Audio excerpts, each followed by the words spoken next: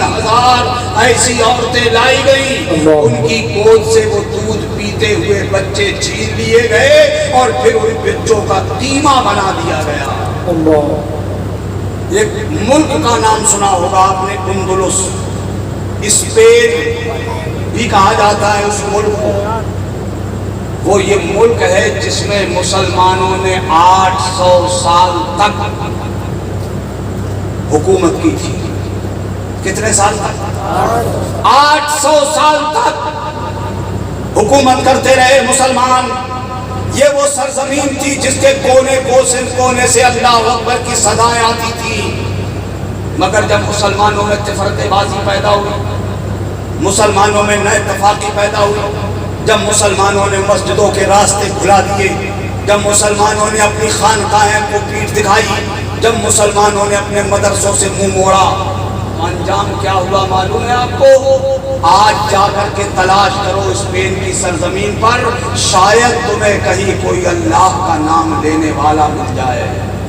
ختم ہو گیا اسلام، مٹ گیا اسلام، وہاں کچھ نہیں بچا۔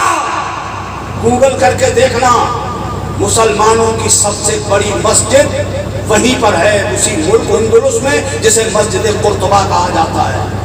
وہ ولایت تھا ہمارا، وہ علمی سرمایہ تھا ہمارا۔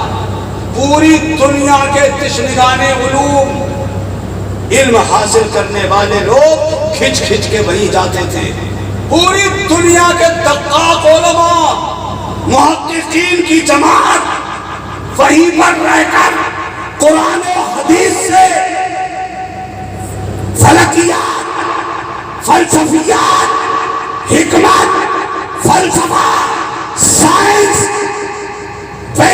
اور ویگیانک، ان سب پر ریسرچ کر کے وہ فارمولے تیار کرتے تھے ہمارے علماء۔ سارا سرمایہ چھن گیا ہم سے، سب کچھ چھین لیا دنیا نے، لٹ گئے ہم۔ نصرانیوں اور یہودیوں نے ہمارا وہ خزانہ چھین لیا ہم سے۔ آج ہم بیکار ہو گئے۔ آج یہ دنیا میں جو ترقی دیکھ رہے ہو تم، آج دنیا میں یہ نئی نئی ٹیکنالوجی اور نئے نئے ایجادات دیکھ رہے ہو آپ، دنیا میں طرح طرح کی نئی چیزیں جو آ رہی ہیں، یہ کسی دنیا کی دین نہیں، میرے اور تمہارے علماء کی دین ہے۔ یہ انہی مولویوں کی دین ہے جنہوں نے اس ولایت میں بیٹھ کر ہمارے جو خزانہ تیار کیا تھا۔ مثال کے طور پر سنو، ایک دن مولائے کائنات، شیر خدا، حیدر کرار، خیبر شکن، مشکل کشا، حضرت علی مرتضیٰ کرم اللہ تعالی وجہہ الکریم، یہ وہ علی ہیں جن کے لیے میرے نبی نے فرمایا انا مدینۃ العلم وعلی بابها، میں علم کا شہر ہوں اور علی اس کا دروازہ۔ تو بات چل رہی تھی اندلس کی، مسجد قرطبہ آج بھی اسی سرزمین پہ موجود ہے، دنیا کی سب سے بڑی مسجد۔ آج وہاں اسلام مٹ گیا، فنا کے گھاٹ اتر گیا اسلام۔ اسی سرزمین کی ایک بات بتاتا ہوں، ایک قصہ سناتا ہوں۔ جب اسلام سمٹنا شروع ہوا، مسلمانوں کا سقوط شروع ہوا، تو ایک صوبہ رہ گیا تھا لاسٹ میں مسلمانوں کے پاس، اس کا نام تھا غرناطہ۔ وہ ایک شہر بھی تھا اور صوبہ بھی تھا، بس وہی ایک باقی رہ گیا تھا مسلمانوں کے پاس، باقی پورا ملک چھن چکا تھا۔ مسلمانوں کا آخری تاجدار اور آخری بادشاہ تھا، اس کا نام تاریخ نے ریکارڈ کر کے بتایا ہے، اس کا نام تھا ابو عبداللہ۔ یہ آخری بادشاہ تھا۔ اس زمانے میں انگریزوں کا ایک بہت طاقتور بادشاہ ہوا کرتا تھا، اس کا نام تھا فرڈینڈ۔ اس کی بیوی تھی ملکہ ازبیلا، بہت بڑی فوج کا مالک تھا۔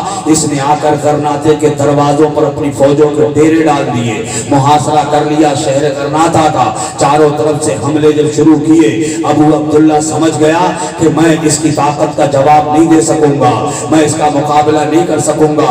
وہ رات کے اندھیرے میں دروازہ کھول کر فرڈینڈ کے پاس گیا اور اس سے معاہدہ کر لیا کہ میں شہر آپ کے حوالے کر دوں گا، یہ حکومت آپ ہی کیجیے گا اس شہر پر، مگر میری چند باتیں مان لیجیے گا۔ فرڈینڈ نے کہا کہو کیا کہنا چاہتے ہو؟ اس نے کہا جو مسلمان اس شہر میں رہنا چاہیں گے ان کو مذہبی آزادی دینی پڑے گی، ان کی مذہب میں کوئی مداخلت نہیں کرے گا، ان کی نمازوں پہ پابندی نہیں ہوگی، قرآن کی تلاوت پہ پابندی نہیں ہوگی۔ وعدہ کیا گیا کہ ہاں ہم ایسا ہی کریں گے۔ کہا جو مسلمان یہاں سے ہجرت کر کے جانا چاہیں گے، اگر وہ خشکی کے راستے سے جائیں گے تو ان کے لیے آپ راستے کا تحفظ فراہم کریں گے۔ کہا ٹھیک ہے۔ کہا جو پانی کے راستے سے جانا چاہیں گے تو کشتیاں ان کو دی جائیں گی، پانی کے جہاز دیے جائیں گے۔ مسلمانوں کی عزت، آبرو، جان، مال اور مذہب کی آزادی اور ان کی تحفظ کا وعدہ کیا گیا۔ جیسے دنیا کرتی ہے، آج بھی ہزاروں وعدے ہوتے ہیں ہم سے، مگر کتنے وعدوں پہ عمل ہوتا ہے؟ کیا ہوتا ہے آپ جانتے ہو۔ فرٹیڈنڈ نے بھی وعدہ کیا تھا۔ ادھر ابو عبداللہ معاہدہ کرنے کے بعد اپنے شہر میں آیا اور شہر میں آ کر ایک پہاڑی پہ چڑھ گیا۔ اس نے اپنی قوم کو آواز دی اور کہا اے میری مظلوم قوم آؤ۔ سب اس پہاڑ کے دامن میں جمع ہو گئے۔ ابو عبداللہ اپنی بے بس اور مجبور لاچار قوم سے نظریں نہ ملا سکا۔ اس نے ایک نگاہ ڈالی، آنکھوں میں آنسو آ گئے، بھرائی ہوئی آواز میں اس نے ایک جملہ کہا، اے میری قوم میں مجرم ہوں تیرا، میں نے تمہارا سودا ابو فرٹیڈنڈ کے ہاتھوں میں کر دیا ہے، اس کے سوا میرے پاس کوئی چارہ نہ تھا، میں کیا کر سکتا تھا۔ یہ کہہ کر وہ پہاڑی کی دوسری سائیڈ میں اتر گیا۔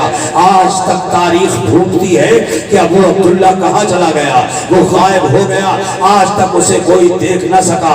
ادھر جب غرناطہ کے دروازے کھلے، مسلمانوں حیران رہ جاؤ گے آپ۔ وعدہ کیا گیا تھا کہ مسلمانوں کی مذہبی معاملات میں مداخلت نہیں کی جائے گی، مسلمانوں کو تحفظ دیا جائے گا، ان کی عزتوں سے نہیں کھیلا جائے گا، ان کی جان مال کی حفاظت کی جائے گی۔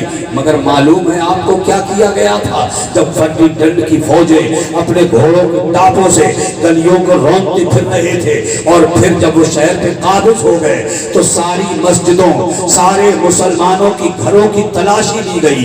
جتنے مسلمانوں کے پاس قرآن کے نسخے تھے ان سارے نسخوں کو ایک چوراہے پہ ڈھیر لگایا گیا، پھر ان میں آگ لگا دی گئی۔ مسلمانوں کے قرآن چوراہے پہ ڈھیر لگا کے آگ لگا دی گئی ان میں، اور اسی پہ بس نہیں کیا انہوں نے۔ وعدہ کیا تھا کہ مسلمانوں کی عزت کا بھی تحفظ کیا جائے گا، مگر آپ حیران رہ جائیں گے، کلیجہ آپ کا رونے لگے گا۔ 3000 ایسی مسلمان عورتوں کو ایک میدان میں جمع کیا گیا، جن عورتوں کی گود میں دودھ پینے والے بچے تھے۔ 3000 ایسی عورتیں لائی گئیں، ان کی گود سے وہ دودھ پیتے ہوئے بچے چھین لیے گئے اور پھر ان بچوں کا قیمہ بنا دیا گیا۔ کتنا دردناک واقعہ، کتنا درد اٹھا ہو، کتنی چیخیں نکلی ہوں گی، کتنی ماں کی آہیں بلند ہوئی ہوں گی، سوچو۔ مگر یہ واقعہ کتنے لوگوں کو یاد ہے؟ کتنے لوگ جانتے؟ بھلا دیا نا دنیا نے۔ جیسے جیسے زمانے کی رفتار آگے بڑھتی، اچھے اچھے واقعات دنیا بھول جاتی، مگر کربلا کا واقعہ